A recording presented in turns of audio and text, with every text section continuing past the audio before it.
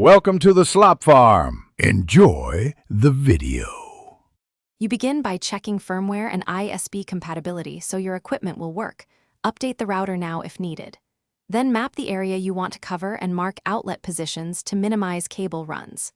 Gather required gear: Ethernet cable, PoE adapter if using access points, or mesh nodes/extender.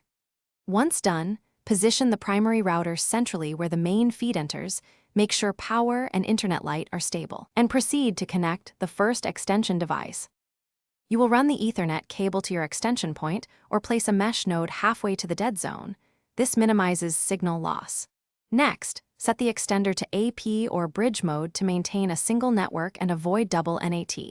If using a mesh system, follow the vendor pairing steps.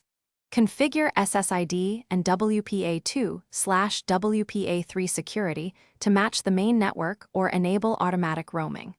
Once configured, check link speeds and signal strength at the far end, and adjust antenna orientation or location as needed.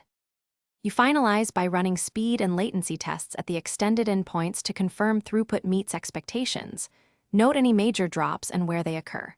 Secure all devices, label Ethernet runs, and set strong admin passwords so settings stay intact.